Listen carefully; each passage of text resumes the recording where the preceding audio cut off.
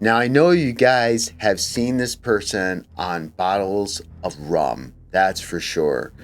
And you'll say, well, I recognize him. He's a pirate. But do you know he was also the governor of Jamaica? Isn't that crazy? Yep. You don't know who we're talking about? We're talking about Captain Morgan. And it's coming up right now.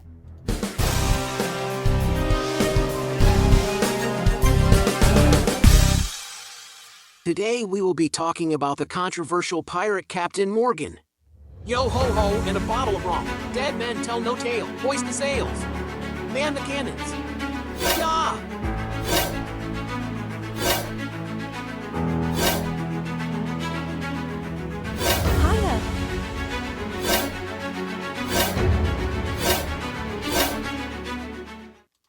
Okay, that was a little weird, crying force, but whatever. We'll get past that. Hey everyone, this is Studio 7L. And it's your good Chirac. And I'm Ed, and today we're going to talk about Captain Morgan. But before we get into all that... Yes, this is for education and entertainment purposes only. Please do your own research and always be kind to everyone. Friends, family, strangers. Everyone, everywhere. And as you just saw, our two agents are called Crime Force. They are AI Investigation Unit / team. Not only the AI created anime characters, but they also help us use AI tools to do some research and talk about these cases, use various tools. So, it's awesome we have them on our team. And as we mentioned, we're talking about Captain Morgan. Every time I say Captain Morgan, I do think of the rum, the spiced rum. I can't help it. But yeah, hopefully you guys learned some interesting about Captain Morgan. I think you could arguably say he's one of the most successful pirates. And we'll explain why. I would say he's one of the top. And when we get to end, I'll kind of explain my point. But there's more than just rum here, Chirac. Are you ready to get into it? All right. Crime Force team is going to talk about the early life and arrival in the Caribbean. So let's jack up the volume here. Let's get going. Henry Morgan was born around 1635 in Llanrumney, Wales, now part of Cardiff. His family was relatively well off, belonging to the gentry class, though not wealthy aristocrats. His father was likely a farmer or a landowner. Some accounts suggest that he came from a military family, which might explain his later skills in warfare and leadership. Let's now discuss how Morgan got to the Caribbean. There is little concrete evidence about how Morgan ended up in the West Indies, but there are a few prevailing theories. As an indentured servant, some sources suggest he may have been kidnapped or sold into indentured servitude, a common practice at the time. Many young men were tricked or forced onto ships heading to the Caribbean, where they were put to work on plantations or as laborers. However, Morgan himself later denied this story. As a soldier in the English Army, another possibility is that Morgan traveled to the Caribbean as part of an English military expedition. That's probably more the case. During the 1650s, England was expanding its influence in the Caribbean, especially after taking Jamaica from the Spanish in 1655. Morgan may have enlisted in or been recruited into the military and sent to the New World. Again. Through family connections, some historians believe Morgan may have come voluntarily, possibly joining relatives or associates already in the West Indies. Now by the early 1660s, Morgan had established himself in Port Royal, Jamaica, which was becoming a major hub for privateers and pirates under English rule. This city was notorious for its wealth, crime, and lawlessness. Morgan quickly gained connections among the English privateers who were raiding Spanish ships and settlements. His military skills and ambition helped him rise in the ranks, and he soon joined Sir Christopher Myngs, an English naval officer who led brutal raids on Spanish colonies.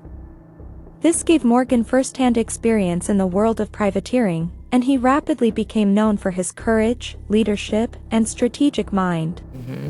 By the mid-1660s, Morgan had become a respected figure among the English buccaneers and was on his way to becoming one of the most feared and successful privateers of his time. Privateer or pirate.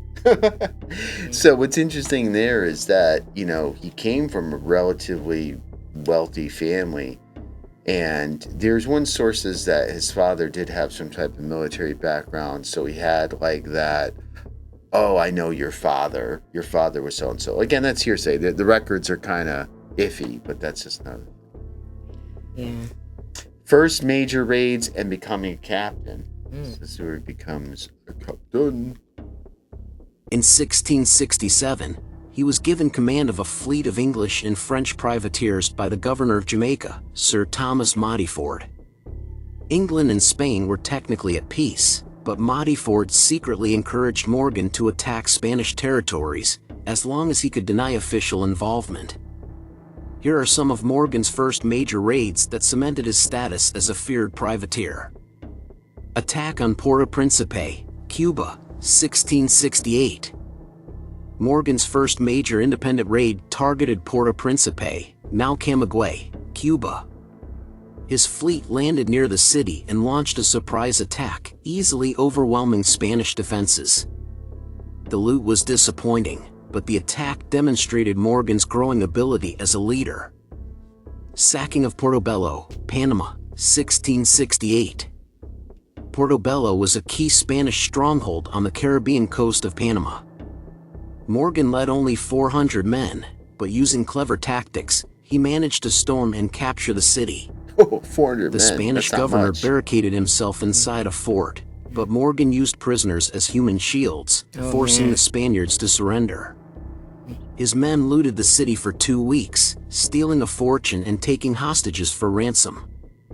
This victory made Morgan famous across the Caribbean and deeply angered Spain.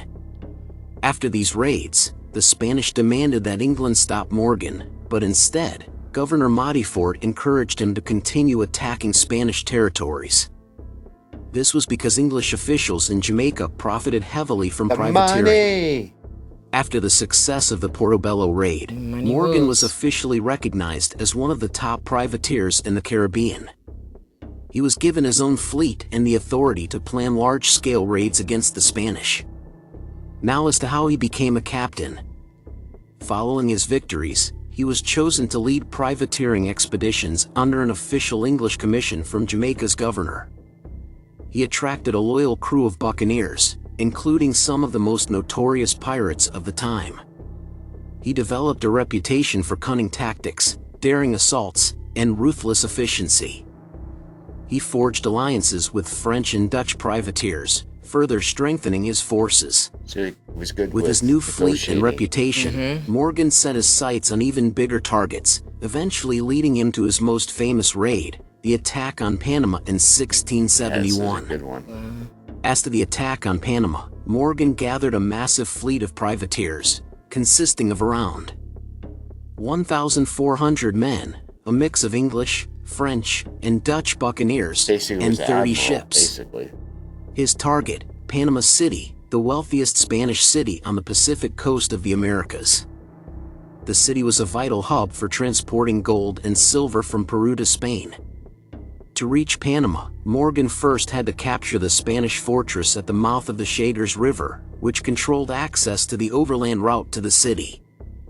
Morgan first attacked Fort San Lorenzo, a heavily fortified Spanish outpost guarding the Chagres River. Using fire ships and direct assaults, he overwhelmed the Spanish defenders and took the fort. He left some of his men to secure the fort and then led the rest inland toward Panama City. The grueling march through the jungle. This is crazy. Check this out. Morgan and his men marched for 9 days through the thick, humid jungle of Panama. They faced starvation, disease, and Spanish ambushes, but they pushed forward. They finally arrived at the outskirts of Panama City, exhausted but determined. The Spanish governor of Panama had 1,500 soldiers and a cavalry force to defend the city. However, many of these defenders were poorly trained militia. Morgan's forces, despite being outnumbered, were battle-hardened and better organized. How Morgan won? The Spanish used cavalry charges, but Morgan's men shot down the horses, disrupting their attack. Morgan ordered coordinated musket fire and used guerrilla-style tactics. After a few hours of fighting, the Spanish forces fled, and Morgan's men stormed Panama City. Morgan's men looted the city for weeks, Can you believe stealing that? gold, silver, and other valuables. That's A massive fire broke I'll out, explain later. destroying most of the city. It's unclear if Morgan said it intentionally or if it started during the chaos. Thousands of Spanish civilians were killed or taken hostage for ransom. The total loot was estimated at millions of pesos, making it one of the most profitable pirate raids in history. Morgan returned to Port Royal, Jamaica, as a hero among privateers. However, Spain and England were at peace, and Morgan's attack had caused an international scandal. The English government arrested him and sent him to England in 1672 to appease Spain. Instead of punishment, King Charles II knighted him in 1674 and sent him back to Jamaica as lieutenant governor.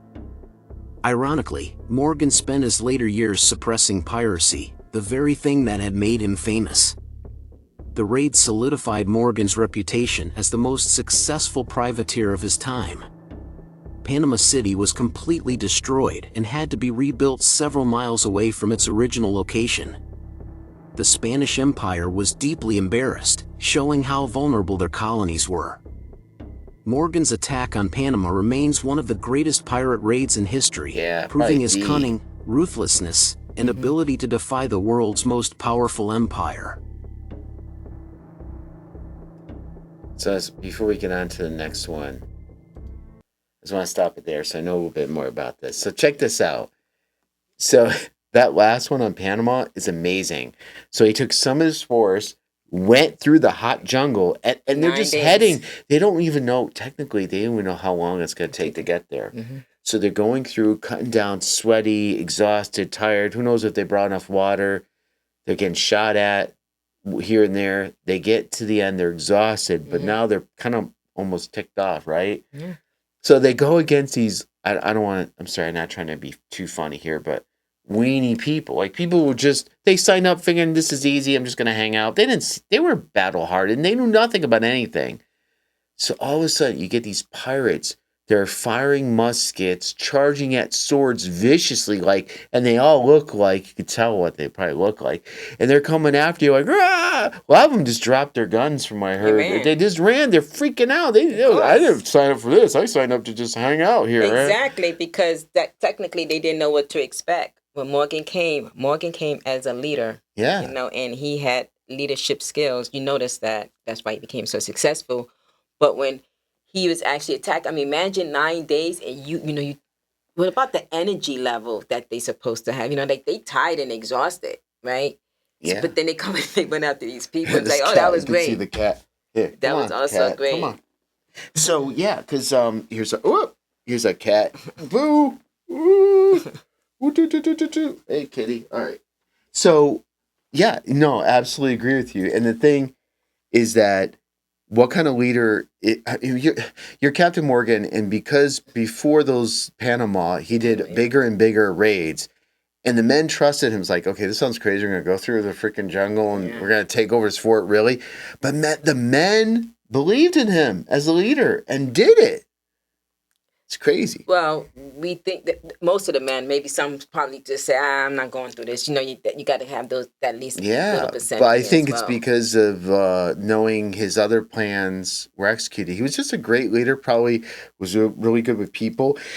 To get other French and other people, privateers to work with him. Exactly. It's And look at his amazing. resume. His resume shows it all, right? So It's pretty who doesn't want to be incredible. behind Captain Morgan? So this is interesting. Many people don't know this. The pirate turned governor. So let's hear about all this stuff. After spending years terrorizing Spanish territories and amassing immense wealth, Henry Morgan made a surprising transition from notorious privateer to lieutenant governor of Jamaica, where he ironically helped suppress piracy. As lieutenant governor, Morgan was responsible for maintaining order in Jamaica, especially in Port Royal, the infamous pirate stronghold. Irony, the pirate who fought piracy. Though once a privateer himself, Morgan now enforced anti-piracy laws on behalf of the English crown.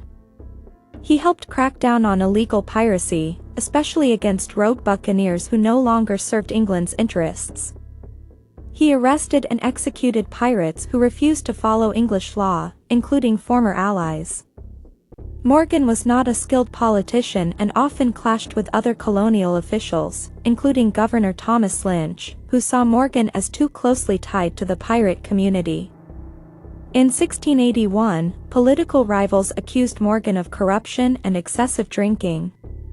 He was removed from office in 1683, though he remained a wealthy and influential figure in Jamaica. His final years and death, 1683 to 1688. After his removal from office, Morgan lived as a wealthy plantation owner in Jamaica. He spent his final years drinking heavily and suffering from health problems, possibly related to liver disease or tuberculosis. By 1688, his health had deteriorated significantly, and he died on August 25, 1688, at around 53 years old. Morgan was buried with honors in Port Royal, but in 1692, an earthquake destroyed much of the city, and his grave was lost to the sea. Wow, that's His weird. name became legendary, later immortalized by the Captain Morgan rum brand in the 20th century.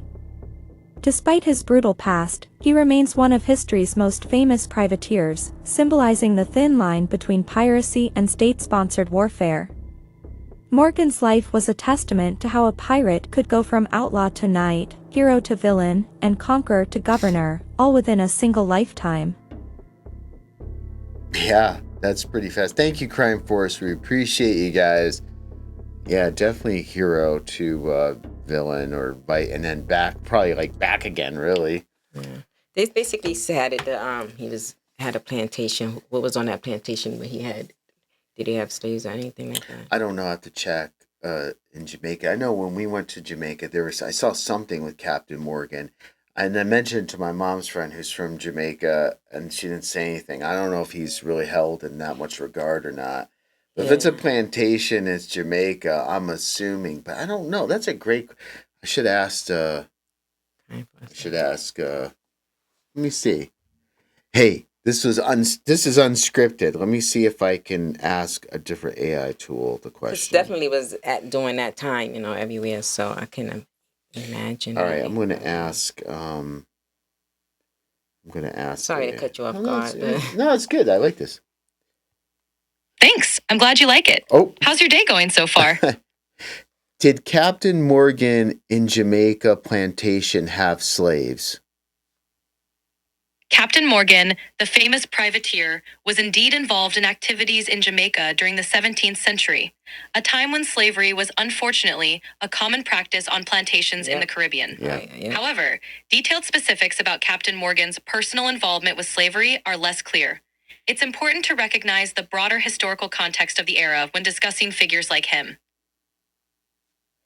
Yeah, it was common, but most likely I had to answer that question. Probably. He was definitely, because they talked about it a little bit, but when anybody has to deal with that, I disagree with those. So look at us. We're just doing things on the fly. We should do that more in the future. Usually I have my phone tied into our system, but today I didn't because in case somebody tried to call me or something, I didn't want it to pick up. But that was cool. Sorry guys, hopefully they didn't blare you too much in the microphone. But yeah, Captain Morgan is more than just rum, guys. And, he was very successful. I mean, he died peacefully, basically. A lot of these pirates didn't. They were like rock stars. We're just going to get drunk, get money, get food, and when we run out of it, we're going to go out there and get more until we're dead. That's basically what pirates are. But he was kind of like a privateer. It's almost like a legal pirate, with papers. It's kind of interesting. But he's a good one because it showed his ability for leadership to basically go from captain really almost like to an admiral role, to do all this military brilliance of taking over all these forts, taking all this wealth, and then at the end say, "Oh, you're fine. We'll give you Jamaica." It just is. He wasn't meant to be a politician, but it's an interesting story. Yeah, it's definitely interesting. Any final comments, Shrek, before we get into our end here?